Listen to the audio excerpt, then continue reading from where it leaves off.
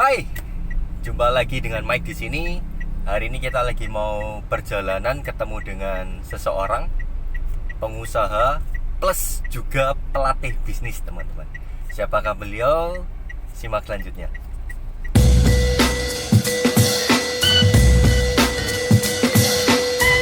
Yes, halo teman-teman. Nah, ini yang tadi saya Mike bilang, kita akan ketemu sama siapa?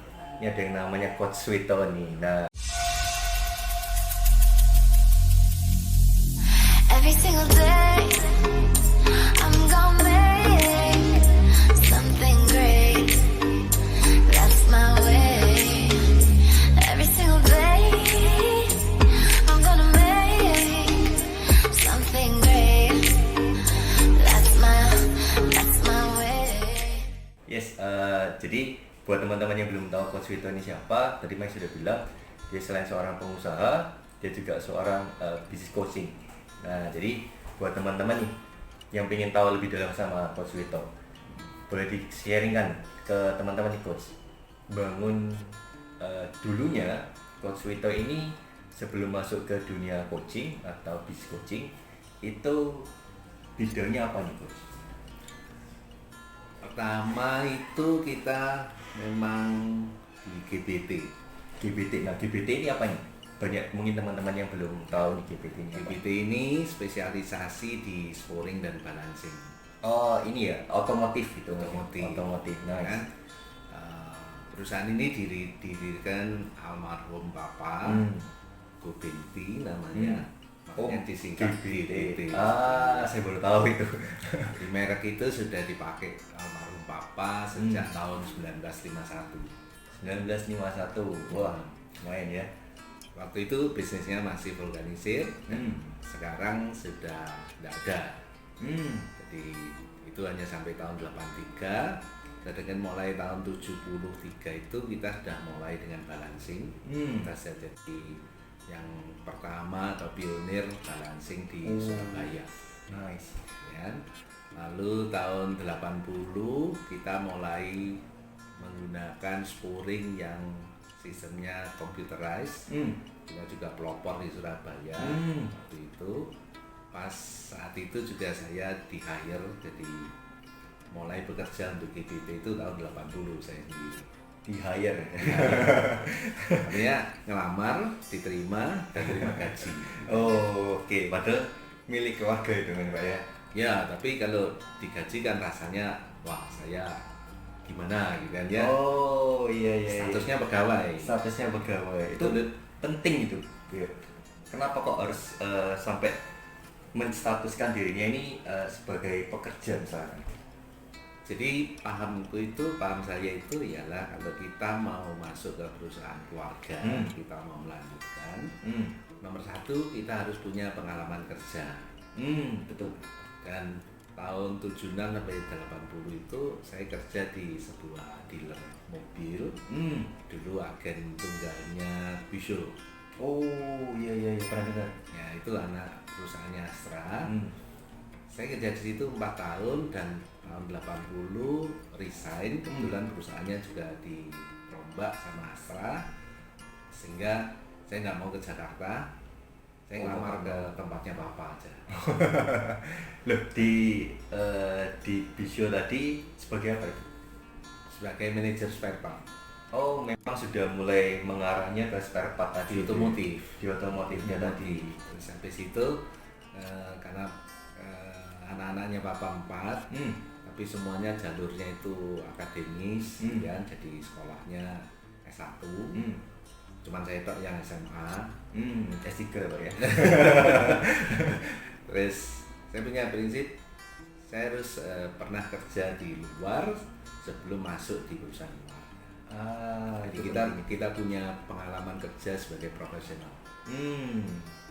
Jadi walaupun di perusahaan keluarga harus punya pengalaman juga nih Pak. Harus punya pengalaman sebagai profesional sehingga kita tahu kewajiban, tanggung jawab, baru minta haknya sama wewenangnya. Kan ya. Kalau sebagai anak kan langsung punya wewenang. Betul.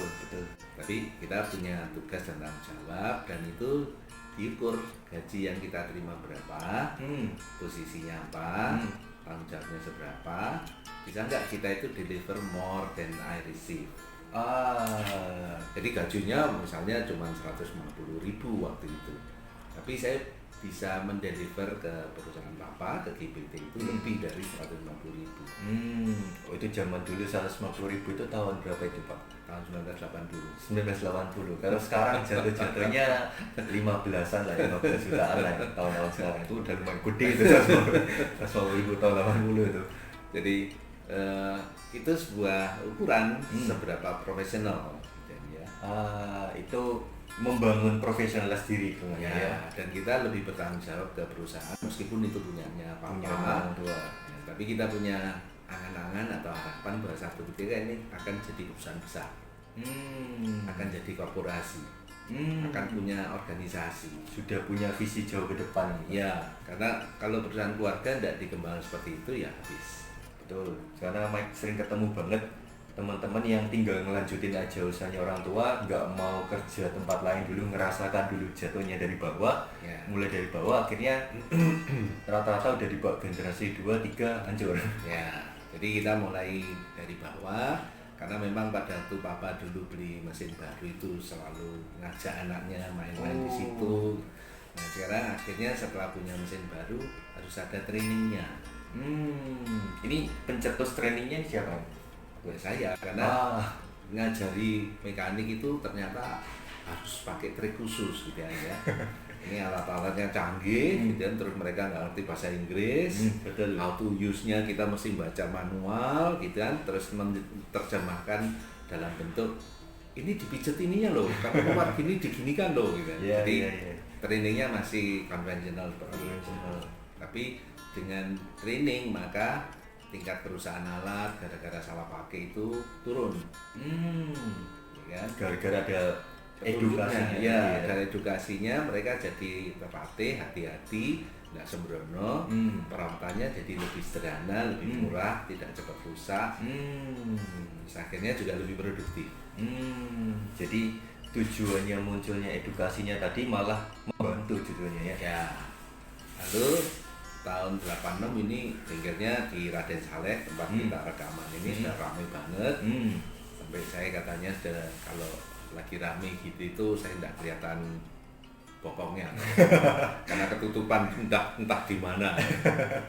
Rame banget, lalu kita mulai mikirkan bagaimana membuat mereka itu bekerja dengan standar yang sama, hasil yang sama.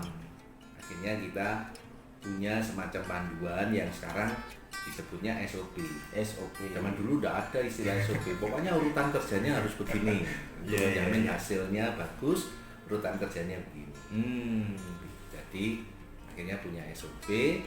Terus kita karena ramai banget, kita mulai buka cabang. Cabang pertama tahun berapa itu? Tahun 1988 di Ngagel. 88. Berarti ada 8 tahun.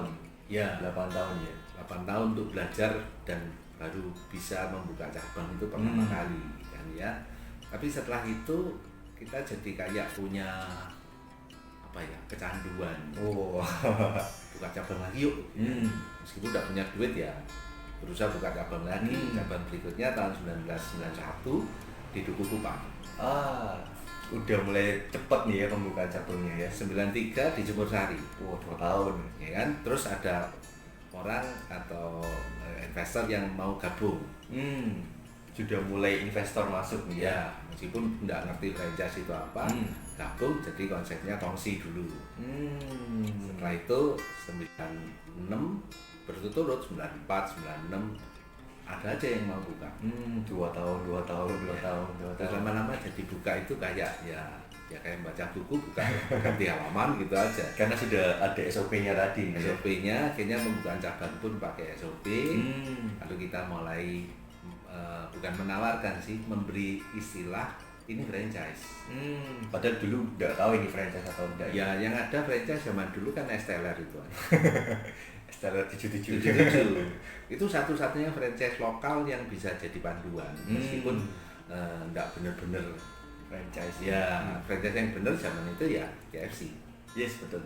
Jadi KFC itu jadi contoh gimana ya? Oh, ternyata punya standarnya. Oh, ternyata punya keunggulannya. Karena kita di Surabaya, kita standarisasi harganya dulu harus sama. Cara kerjanya sama, pelatihannya sama, tampilannya juga sama. Dibawa keluar kota sama, tampilannya sama, cara kerjanya sama, investornya kok yang beda. Jadi kita berbagi market. Saya tidak bisa nangani Mojokerto sendirian, tidak bisa nangani Sidoarjo sendirian. Karena mau ya silakan.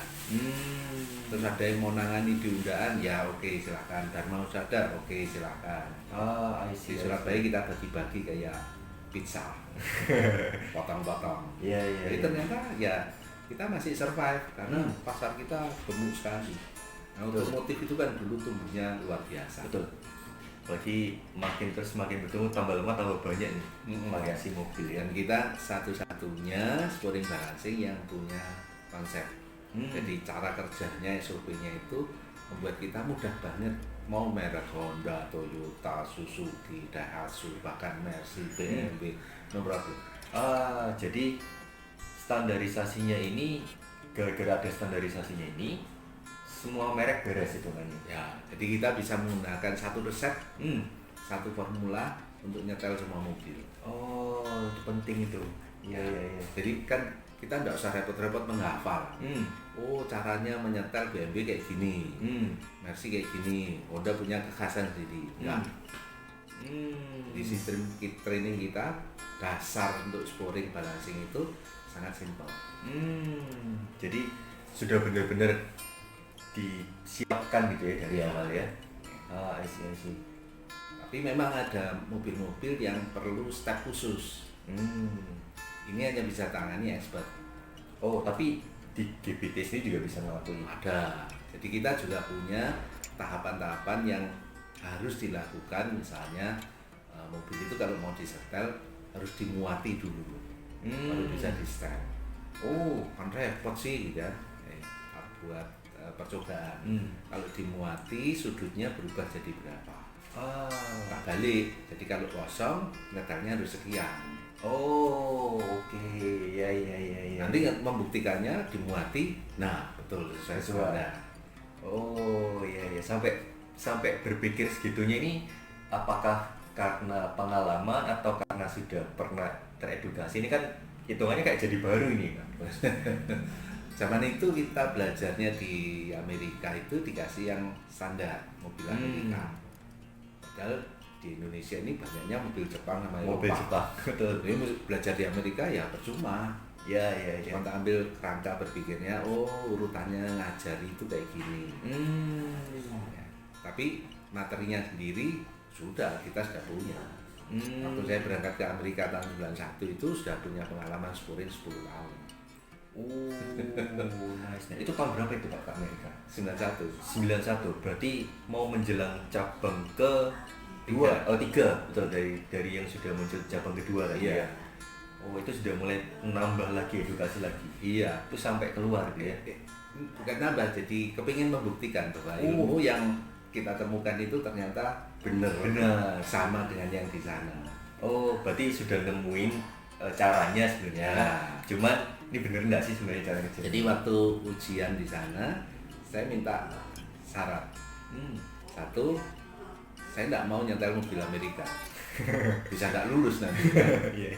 Pokoknya mobil Jepang atau mobil Eropa. Kebetulan ada Mercy. Untung. Orang Amerika nggak bisa nyetel Mercy, rumit banget. Baru tahu. Jadi waktu itu tak demonstrasikan bahwa saya punya metode khusus atau cara khusus, tapi pakai alat kamu, pakai pemahaman training kamu. Terus setelah itu jalan, oke. Ternyata baru step demo aja nggak sampai 10 menit selesai. Nah, mereka heran, apa yang kamu kerjakan ini 10 menit? Nggak ada orang nyepurin 10 menit. Terus tak cerita satu sampai diulang 3 kali dia juga nggak paham. Karena metode itu hanya saya yang bisa karena saya yang buat. Jadi nyetelnya supaya cepat ini loh saya lakukan tak saya ceritakan. Make sense. How do you know that? Ya experience. Ya. penting tuh ya, punya pengalaman banyak itu penting ternyata ya. Ya, jadi karena pengalaman itu terus kita jadi menemukan formula yang khusus tapi bisa dipakai untuk semua mobil. Nah, kebetulan untuk Mercy atau mobil Eropa itu stepnya memang unik sekali. Khusus lah itu. Ya, mobil Jepang jauh lebih simpel. Yes. Ya, lebih simpel. Itu filosofinya sama. Pokoknya kalau kita barang buatan Eropa pasti rumit lah aplikasinya. Kalau buatan Jepang, Cina, Sesimpel mungkin mereka bikinnya ya. Jadi sangat user friendly dan ya. Jadi itu akhirnya kita ngembangkan trainingnya makin bagus, makin sempurna, makin mudah mengajarkan. Terus persaingan pun makin gampang. Jadi ilmu itu akhirnya tak sebar luaskan, siapapun mau belajar boleh. Ilmu spooling itu generik ternyata. Jadi generik. Nah ini kalau waktu disebar nih Coach, kan banyak yang loh. Ini kalau ilmunya tak sebar kan berarti munculin pesaing-pesaing baru nih. Tapi dengan ada pesaing baru, jadi kita punya sparring partner.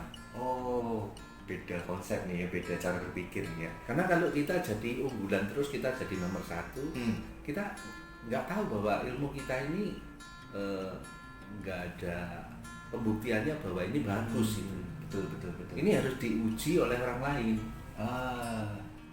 Kalau dia bisa sukses, ya bagus juga. Saya juga pengen tahu gimana pengusaha lain bisa sukses. Tapi ternyata sampai sekarang ilmu itu dipakai dan mereka sukses, tapi dengan cara yang sama. Berarti tidak ada lawan. Ya. Jadi banyak orang pikirnya kan kalau muncul banyak pesaing akhirnya tembak-tembakan harga lah, kurang-kurangan harga lah. Jadi kalau di Surabaya kita harganya paling tinggi. Dan kalau kita nggak naik, kita ditunggu-tunggu sama kompetitor. GBT kok nggak naik ya? Sampai segitunya ya. Ayo Pak Wito naikin dong, kita lo udah kembang lepis gitu kan. Karena omsetnya beda. Jadi kalau kita misalnya bisa 20 mobil, mereka baru 4-5. Padahal edukasi yang didapatkan sama. Alatnya sama, cara pakainya sama, tapi trust dan brand awareness-nya belum dapat. Itu yang paling penting nih kalau teman-teman mau bisnis Pak ya. Jadi trust dan brand awareness-nya. Karena kita sudah mulai duluan, kita sejak tahun 80, Bapak juga punya reputasi positif sejak tahun 51, sehingga kita punya kepercayaan atau trust-nya di Surabaya itu tinggi banget. Betul, jadi bangun trust nih benar-benar penting banget kalau kita mau bisnis Coach ya. Iya. Nah, tiba-tiba nih kok jadi seorang bisnis coach. Nah, kan tiba-tiba nih, kalau pikirannya Mike nih Pak ya, ngurusin bisnis sendiri aja kadang stres. Ini masih mengurusin bisnisnya orang lain, dipikirin, dibikin jadi gede. Nah ini kecentok apa Pak? Papa meninggal tahun 94, Mama tahun 2009. Setelah Mama meninggal, terus saya baru kepikiran suksesinya gimana. Karena generasi pertama sudah tidak ada, sekarang generasi kedua. Generasi ketiga ini siapa nanti? Gimana caranya? Handovernya itu. Ketemulah saya sama Action Coach. Ya, ngobrol, akhirnya saya coaching di Coach Afri. Sebagai ikut itu kan? Ikut, saya peserta coachingnya atau kliennya Coach Afri yang ngajari. Tapi setelah berjalan setahun saya merasa jadi coach itu enak. Karena rasanya Coach Afri itu enjoy lah, menyenangkan. Jadi coach itu menyenangkan. Kita tidak berat-berat amat sih, karena kliennya mikir. Malah kliennya yang mikir ya. Coachnya hanya menginspirasi, kalau perlu memberikan teorinya sedikit lah. Karena buku-buku sudah banyak, pakar juga ada, YouTube pun ada. Jadi ilmu itu di mana-mana, tinggal ambil, petik gitu aja. Nah, ilmu banyak. Cuman yang seringkali dibutuhkan ialah seseorang yang menginspirasi dan mendorong. Ayo mulai lakukan perubahan. Dengan saya sudah sejauh ini bisnisnya autopilot. Tidak perlu lagi belajar. Karena sejalan sendiri, cabangnya sudah banyak, kontrolnya sudah oke, uangnya juga sudah dapat. Dan tinggal gimana ini menjaga supaya sustainable for the next generations. Ya. Kalau saya sudah baby boomer, ini generasi yang berikutnya ini kan ujungnya baby boomer dan generasi Y atau generasi X. Ya. Nah ini yang saya agak gamang maksudnya, karena perbedaan usia, perbedaan cara pandang, perbedaan nilai-nilai, dan ya mungkin semuanya berbeda gimana ngurusinya. Nah, karena saya belajar di Action Coach, akhirnya ya enak ya. Ternyata konsepnya ini bisa dipakai untuk bantuin pengusaha-pengusaha lain. Tergerak lah hitungannya. Ya, saya ngelamar, diterima, akhirnya bergabung dengan Action Coach sampai 2018. Berarti dari tahun 2012 sampai 18. Ya. 2011 sampai 12 itu jadi klien, 12 sampai 18 itu jadi coach. Setelah itu sekarang saya berhenti. Alasannya kenapa nih?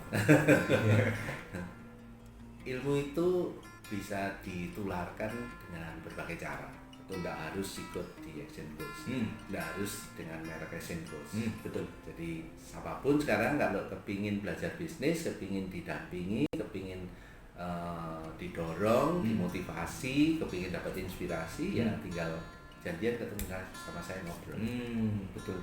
Jadi pembelajaran nggak cuma hanya dari satu sisi aja ya, bisa dari banyak hal.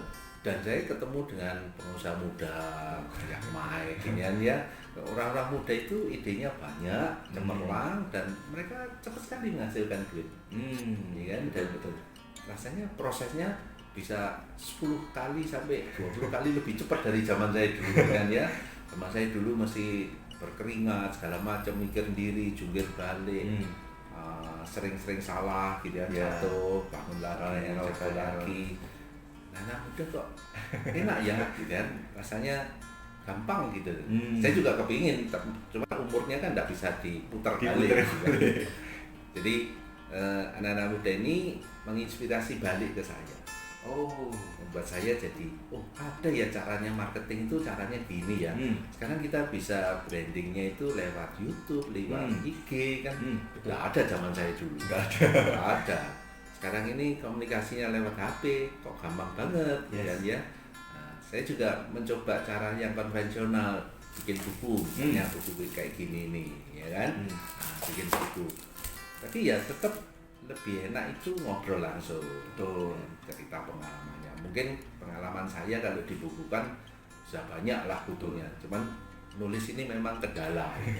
Kalau bikin artikel masih lebih gampang 4 jam. Nulis satu buku itu, wah. Dan ini istilahnya buku ini kenang-kenangan buat orang tua saya yang almarhum. Gimana mereka dulu mendirikan bisnis.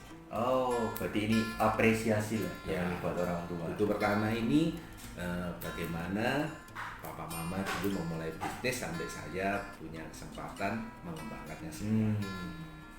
Tantangannya nih Coach, biasanya sih orang-orang yang membangun atau meneruskan usahanya orang tua itu tantangannya biasanya apa? Zamannya udah berubah. Ya, jadi ya betul ya, udah beda. Ya, jadi kalau tahun 80 itu mobil lagi growth, lagi tumbuh.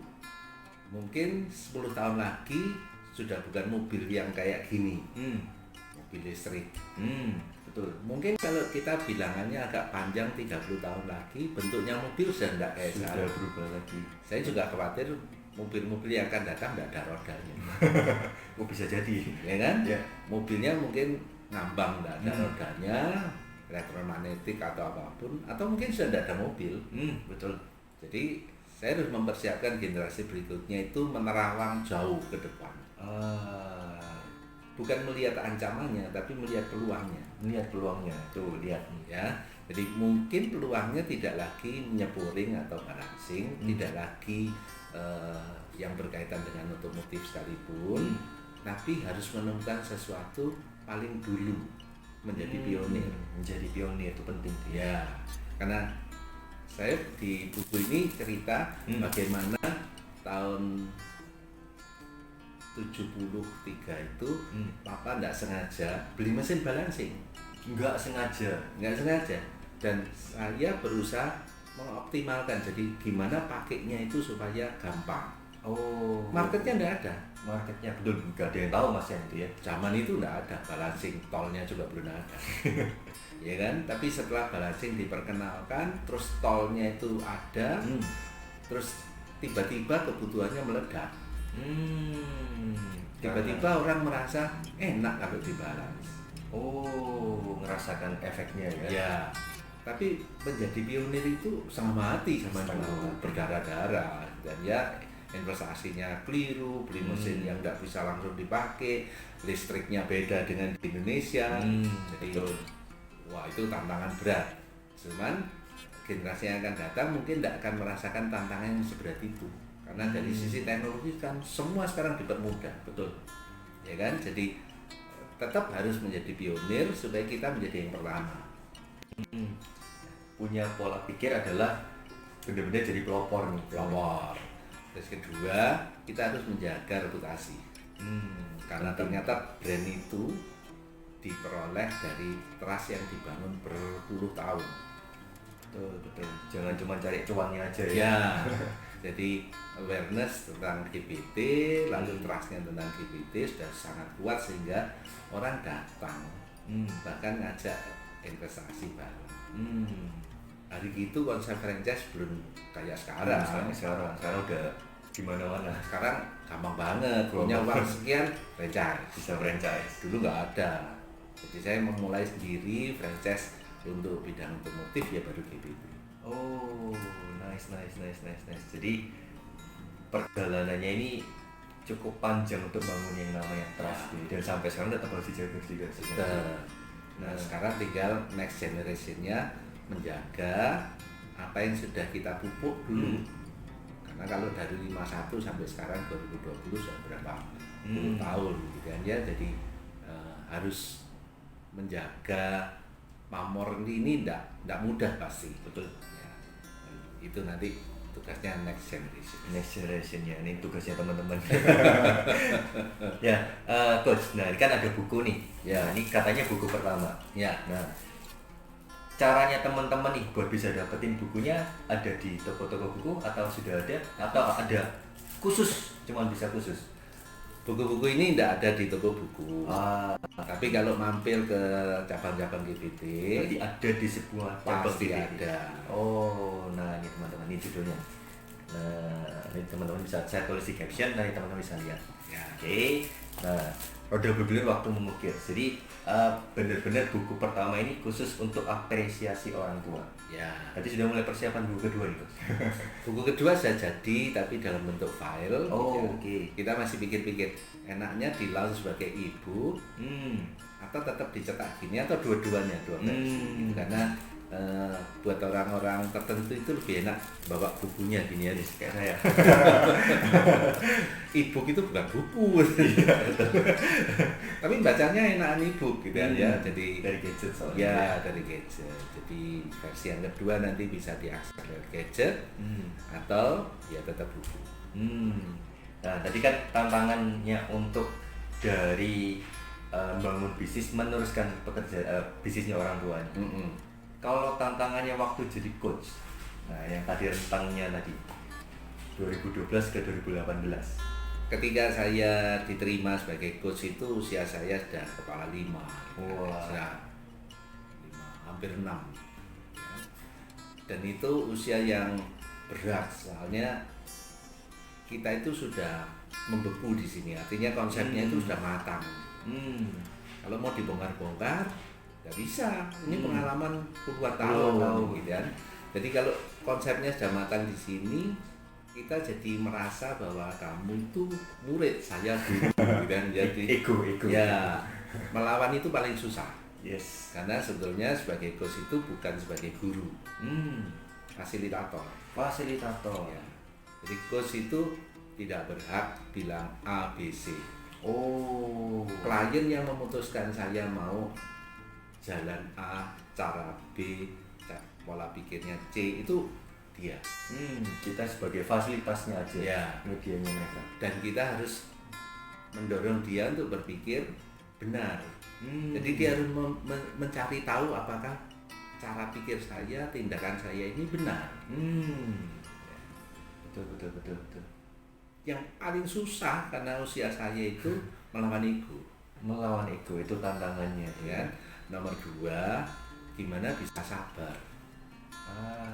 Sabarnya kenapa itu? Klien itu ini tak omongin apa enggak ya, bulet aja ya. Ada jalan pintas, kamu kok mau jalan yang muter gitu kan. Masih ada yang berpikiran kayak gitu ya Coach ya? Iya, karena kan memang mereka baru belajar. Kalau startup maupun pengusaha yang udah besar itu seringkali tidak mau berubah. Ini bahaya banget. Padahal zamannya berubah. Kita mau megangi terus, nggak bisa. Betul. Papa saya dulu vulkanisir dan nambal ban dalam, bukan ban jublos. Mau ninggalkan vulkanisir itu menjadi masa lalu, ndak lagi, setengah mati susah. Betul. Saya nutupnya itu dengan sangat sedih. Tapi ya sudah, kalau kita tetap vulkanisir berarti market kita hanya segmen bawah. Betul. Mobil sedan sudah nggak ada yang pakai vulkanisir. Jadi kalau saya mau masuk ke market yang mobil sedan, saya nggak bisa jualan vulkanisir. Mentok itu ya marketnya. Jadi tukang tembel, wah, martabat saya bengkel jadi sama dengan pinggir jalan dong. Nggak mau juga. Yes. Nah, akhirnya kita tambal ban tapi cubles. Itu waktu zaman masih di vulkanisir 70-an. Ya. Terus kita mau ngikuti teknologi, berarti menggunakan alat-alat. Padahal waktu itu otot yang penting, jadi buka ban pakai otot. Pakai alat ya cuman telapak tangan, seret gitu hampir tidak bertenaga. Kan? Nah, seringkali kita sebagai orang tua itu kekeh dengan pengalaman. Yes. Kita loh sudah puluhan tahun begini. Betul. Padahal tantangannya itu sudah jelas. Jadi klien saya kalau ketemu itu saya tanya, omsetnya sudah berapa? 5 tahun terakhir omsetnya kayak apa? Stagnan Gus, bagus, stabil. Stabil itu enggak bagus. Yes, itu betul. Stabil enggak bagus. Stagnan itu enggak bagus. Yes. Ini harus tumbuh. Betul. Tapi yang lain-lainnya tutup. Jadi kita paling akhir tutupnya apa gimana? Paling akhir tutupnya mau bangga. Yes. Nah, itu yang harus kita ambil ya. Jadi change itu nggak bisa ditahan. Change nggak bisa ditahan. Mau nggak mau kita harus ngikuti. Kalau waktunya berubah, ya berubah aja. Tuh, kalau nggak jadi dinosaurus nanti. Tahu. Ya, jadi itu yang membuat saya tantangan terbesarnya ialah mengajak orang mau berubah. Bisnis itu kalau sudah usianya seperti saya, baby boomer, apalagi sudah puluhan tahun, biasanya kekeh. Pakem dengan cara kerjanya mereka Ya. sendiri ya. Nggak melihat lagi harus jadi pionir, enggak. Saya pernah jadi pionir yang diceritakan yang 30 Masa lalu yang dibahas Iya. terus. Iya. Jadi tantangannya mengalahkan diri sendiri sama mengajak orang untuk mengalahkan dirinya dia Iya. sendiri. Iya, tantangannya di sana ya ternyata Iya. coaching ya. Nah, ini yang paling sering muncul nih coach. Katanya orang-orang di luar sana nih ya, waktu tanya bedanya antara coaching, kemudian mentoring, kemudian consulting, terus sama motivator. Karena dikit-dikit sekarang media sosial lagi rame. Dikit-dikit orang posting sesuatu yang positif, menginspirasi, motivator. Ya. Nah, kalau menurut kacamatanya Coach Vito, Coach itu gabungan ya. Jadi pertama pasti bisa menginspirasi, wajib.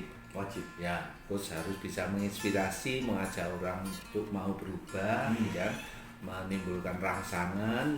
Itu coach. Jadi dia mesti pinter ngomong, ya, gombal-gombal dikit oke lah. Pokoknya diajak ngomong ini jadi bersemangat, ya. Wow, ternyata dunia baru itu tidak menakutkan. Motivator yes. Tapi kita tidak sepanjang hari tiap praktek ngomongnya motivasi dong, enggak. yes, Ya kan, karena ini motivasi bisa untuk dirinya sendiri as a person, human being, tapi juga bisa sebagai as a leader, as a director, as an owner atau investor. betul. Itu pentingnya motivasi. Motivasi ya, itu kita dari luar menggerakkan dari dalam sehingga orang itu kepingin terangsang, kepingin berubah, kepingin maju. Itu motivasi. Itu motivasi. Mentor itu berbagi ilmu yang dia sudah kuasai. Sudah ngalamin duluan. Ya, jadi kalau saya ngajarin pemilik atau toko ban, saya mentoring. Oh, iya. Ilmunya sama. Ya. Jadi kalau pengalaman saya sebagai tukang ban, saya ajarkan ke calon tukang ban, that's mentoring. Ya, itu kayak pelatih sepak bola ngajari nendang, dia itu nendangnya nomor 1 kan ya, itu mentoring. Consulting bisa menyediakan banyak solusi alternatif, cara berpikir dari sumber lain yang dikompak, dibikin simple khusus buat kamu. Jadi konsultan itu mesti bisa punya banyak bahan pengetahuan dan mesti bisa meracik buat kliennya. Disesuaikan sama pihaknya klien. Ya, jadi bisa kombinasi macam-macam. Ya itu konsultan. Ilmunya khusus. Ya. Coaching itu nggak perlu konsultan, nggak perlu punya ilmu khusus kayak gitu. Mike kepingin belajar pajak, ya ke pakar pajak. Nggak usah ke coachnya. Cuman saya bisa nunjukin pajak itu kayak begini, accounting itu kayak gini. Terus bisa dibantu sistem accountingnya? Enggak, saya bukan expertise di accounting. Beli aja softwarenya. Paling mahal 50 juta. Nanti tanya dia caranya pakai gimana. Tapi saya tahu prinsip-prinsipnya. Bahwa mestinya aliran kas itu tercatat. Bahwa nilai yang dicatat itu adalah nilai transaksi pada harinya. Jadi kalau kita nerima giro mundur, dicatat ketika giro itu cair. Bukan ketika kita terima sekarang mundur 2 minggu sudah lunas, belum cair. Iya. Jadi yang kayak gitu itu prinsip-prinsip akuntansi saya ngerti.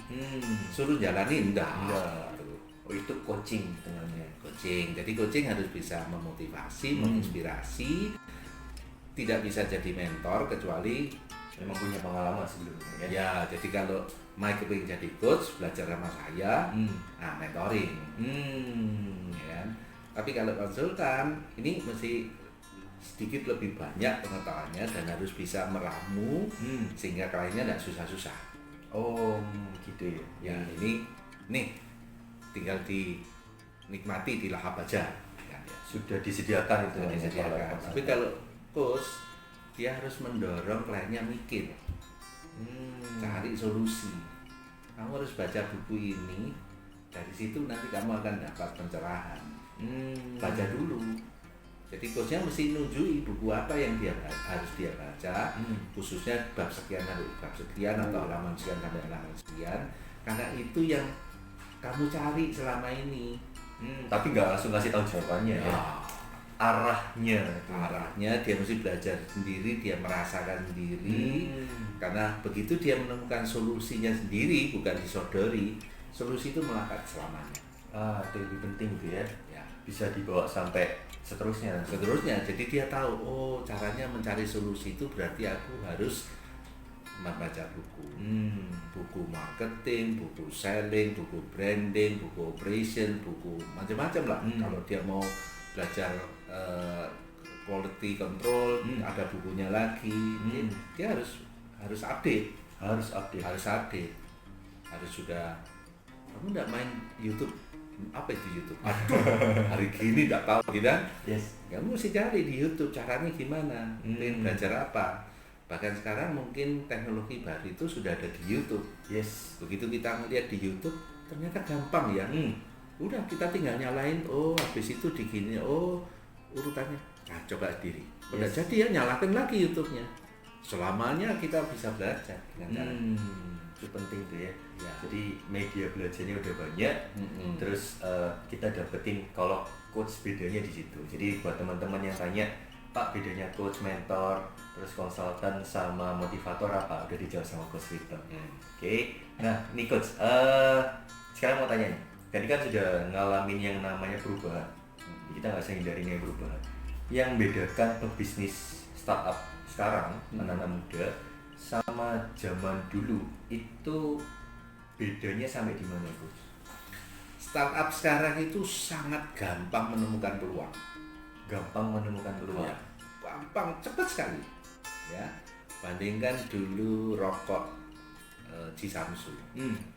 Itu Cek Sing T itu pendirinya menemukan peluang satu itu bisa bertahan selamanya. Nggak banyak peluang yang ditemukan, tapi bisa bertahan lama. Bisa bertahan lama.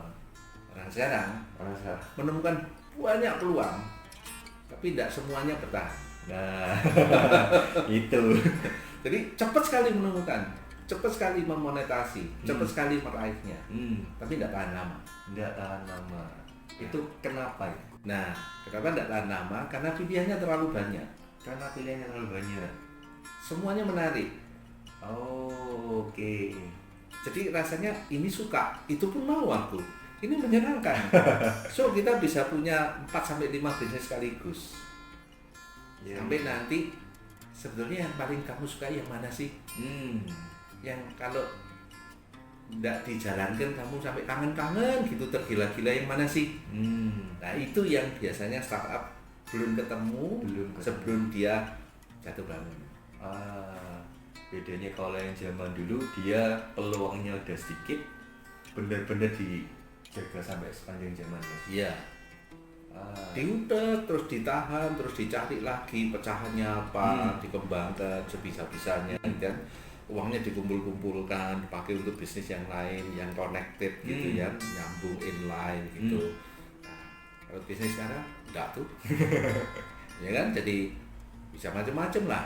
Ada yang dari awalnya konveksi jadi dropshipper, bisa ya, bisa aja. Gitu. Lama-lama jadi spesialis hanya marketing online. Oh bisa ya, bisa aja kalau anak sekarang. Yes. Orang sekarang gampang banget. Gampang banget. Iya. Informasi juga kebuka, internet di mana-mana. Dan persaingannya lebih ketat sekarang daripada Persaingannya lebih ketat sekarang, betul ya. Jadi kalau secara mental, zaman dulu sama pebisnis zaman sekarang, kan tadi udah lihat nih peluangnya banyak. Ambil. Kalau zaman dulu kan ini cukup dalam tanda kutip, ini idealisme sama peluangnya dia pegang nih. Dia mau bikin sampai sustainable katanya. Nah, kalau secara mentalnya pebisnis zaman dulu sama zaman sekarang, bedanya di mana? Mental ya. Secara mentalnya itu sejauh mana sih Coach bedanya? Sebenarnya kalau dibilang orang-orang sekarang itu getas atau rapuh gitu ya, mudah patah gitu ya. Ya enggak juga, beberapa ada yang sangat gigih bertahan gitu ya. Tapi secara umum startup sekarang ini mudah beralih, mudah bosan. Jadi dia nggak terlalu loyal dengan satu hal atau satu merek atau satu bidang gitu kan. Gampang sekali berpindah. Gampang sekali. Tapi nggak ada salahnya sih, karena memang dalam kalau manusia itu ada masa puber. Oh, nice. Mencari jati diri. Ya. Nah, masalahnya sekarang yang di level itu banyak sekali. Oh, oke. Jadi ini sebetulnya akibat bonus demografi atau memang generasi X, Y, dan Z itu, milenial itu punya pilihan yang sangat banyak. Ya. Dan generasi Y yang sekarang sudah samuran Mike ini itu sudah sebetulnya kalau dilihat dari persaingan luar biasa. Banyak sekali yang masuk di bidang yang sama. Betul, banyak banget dan entry barrier-nya rendah. Semua bisa bikin vlog. Betul. Semua bisa jadi YouTuber. Semua bisa merasa jadi influencer. Ya kan? Betul. Nah, itu zaman dulu tidak seperti itu. Jadi kalau kita punya satu itu rasanya harus dijaga, diawet-awet, karena belum tentu lahir lagi, belum tentu ketemu lagi. Kalau sekarang bodo amat lah. Ini ada yang baru lebih menarik, ini tinggal aja. Gitu. Kalau enggak ya serahin orang, suruh jalanin. Ini mainan barunya itu menyenangkan. Jadi sebenarnya startup sekarang itu lebih fun ya. Lebih fun. Ya, tapi loyalitasnya rendah. Ya, itu sebab akibat. Ya. Karena banyak yang fun tadi. Dan nanti kalau sudah menemukan jati dirinya, akhirnya mentang, berhenti kok. Oh, jadi sebenarnya ini bagus sih dari kata-katanya, masa puber itu. Ini masa puber. Jadi kalian yang startup itu anggap saja masa puber, karena startup berarti boleh salah. Boleh salah. Nggak apa-apa. asal semangatnya tidak boleh padam. Betul. Konon jatuh 10 kali, bangun lagi 11 kali. Yes, betul itu. Jadi kita tidak apa-apa coba. Selama tidak mematikan tidak apa-apa. Jadi tidak boleh sampai patah semangat. Dan itu yang saya lihat di startup sekarang ini, banyak yang muncul tapi juga yang tengah jalan sudah rapuh. Enggak gigih. Nah, Masalahnya di kegigihannya ini ya. ya nanti itu seleksi alam. Seleksi alam Ya, itu. yang memang gigih ya terus bertahan. Artinya jatuh bangun lagi, tambah lama tambah bagus karena dia terlatih jatuh bangun lagi selalu tahu, wah ini salah jalan, hindari tidak jatuh. Ini bagian dari hidup yang harus dialami, ya tidak apa-apa. Jadi memang bangun bisnis ini sudah kayak kehidupan sendiri ya. Ya. Ada masa anak-anaknya, masa pubernya, terus akhirnya ketemu jati diri, akhirnya ini jadi bisnisnya dia jadinya ya. Kalau sudah sampai di situ jangan lupa harus mau berubah. Karena betul. kalau kelamaan tidak berubah ya habis lah. Sudah habis lagi, masanya hilang lagi. Iya. Ya, nice. Nah, Coach, kasih tips dong buat teman-teman kalau misalkan yang untuk pingin gigih tadi, masih masa-masa transisi tadi, masa pubertas ini tadi, kasih inspirasi ke teman-teman atau tips ke teman-teman kalau mereka mau bangun bisnis, yang perlu dipikirkan sama mereka ini sebelum memulai bisnis ini apa aja? Satu, mesti ngukur semangatnya kita itu atau resources kita, salah satunya kan semangat. Selain modal, kenalan, kreativitas, itu tak anggap semua modal. Tapi semangat ini loh, seberapa banyak sih modal semangat kita. Kita harus ngukur modal semangat Ya. kita. Artinya apa? Seberapa tangguh saya. Kalau ada challenge itu seberapa gigih saya melawannya. Betul. Jadi olahraga yang penuh tantangan itu baik untuk startup. Karena itu melatih mental. Contohnya itu, Coach. Ya, jadi kalau misalnya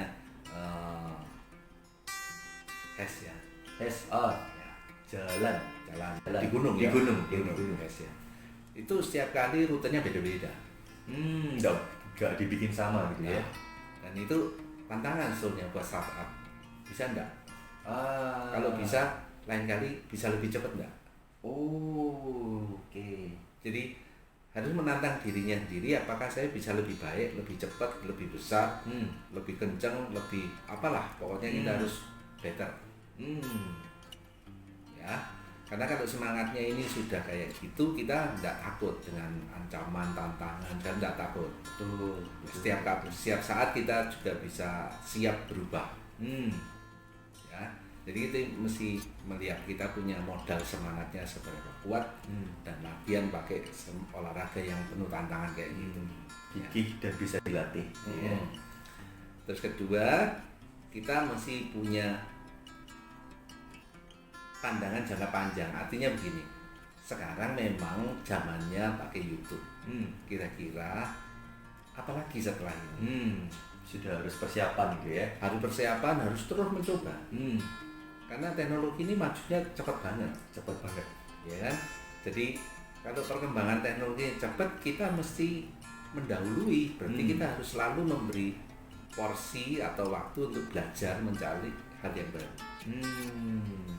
Ya, jadi kita tidak bisa seminggu hanya kerja tok, istirahat tok. Ternyata tidak hanya kerja dan istirahat, tapi waktu untuk pengembangan baik isi otak, isi hati itu harus diadakan. Me time-nya Me time-nya itu untuk belajar pengembangan diri. betul. Ya kan? Untuk startup ini. Lalu jangan remehkan ilmu-ilmu lama. Ya, akuntansi ini ilmu lama. Ilmu pakem lah itu. Ya, ini tetap harus dipelajari. Yes, betul. Ilmu proses harus dipelajari. Bahkan sekarang katanya ilmu marketing itu juga sudah mulai kuno. Sudah mulai kuno. Ya itu aja, toolsnya aja beda. Toolsnya aja beda. Ya. Nah ini jangan ditinggal, betul. Karena kita tetap meskipun maju, pondasinya harus ada. Pondasinya, yes. Ya kan? Jadi kalau kita pondasinya itu apa? Ilmu yang kemarin itu jadi pondasi. Kita perbaiki, perbaiki.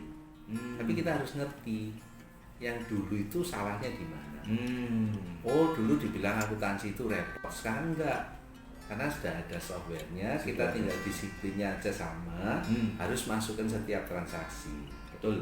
Ya kan, kalau transaksinya dimasukkan secara teratur, ya softwarenya bisa mikirnya atau memberikan outcome-nya, output-nya itu benar, laporannya benar, ya kan. Betul. Jadi kalau kita tidak mengetahui prinsip-prinsip dasar dari ilmu lama-lama itu, ya tidak bisa pakai kita. Betul. Ya kan? Jadi buat saya, dari saya itu aja. 3 hal tadi ini ya. Jadi harus bisa punya semangatnya tadi. Kita ngukur semangatnya terus dilatih. Pakai olahraga yang bisa membantu menantang tadi. Ya. Terus yang keduanya adalah kita harus lihat jauh ke depan ini seperti apa. Ya. Harus langkah lebih maju daripada perkembangan ya. Yes. Supaya bisa tahu nanti ke depan ini mau jadi kayak gimana. Yang ketiga adalah me time-nya tadi. Ya. Kita harus investasi kontak, investasi hati. Ya. Nah, nice. So kalau misalkan mau dapatkan inspirasi lebih banyak dari coach nih, kita kira-kira teman-teman di luar sana bisa dapat, atau coach punya media sosial mungkin yang bisa teman-teman akses. Nanti ditulis ya. Nanti saya ya. tulis juga. @suwito_sumargo itu IG-nya. IG-nya, oke. Ada lagi ya? Ada lagi, ini salah satunya juga buku. Nah, bukunya ingat ya, carinya di GBT. GBT total ada berapa cabang coach? Di Surabaya ada 9. Di Surabaya ada 9, di luar Surabaya Ada 1, 2, 3, 4. 4. Nah, jadi ada di Surabaya, nanti ada kota-kotanya nanti Mas tulis di caption. Oke, jadi kalau teman-teman mau dapatkan informasi lebih dalam, juga bisa nanti akses di Instagramnya Coach Wito. Oke, itu aja Coach Wito. Terima kasih atas inspirasinya. Terima kasih, Mike. Gak datang ke rumah YouTube-nya Mike. Jadi itu saja teman-teman. Sampai jumpa di video-video berikutnya. Semoga menginspirasi. Salam gila.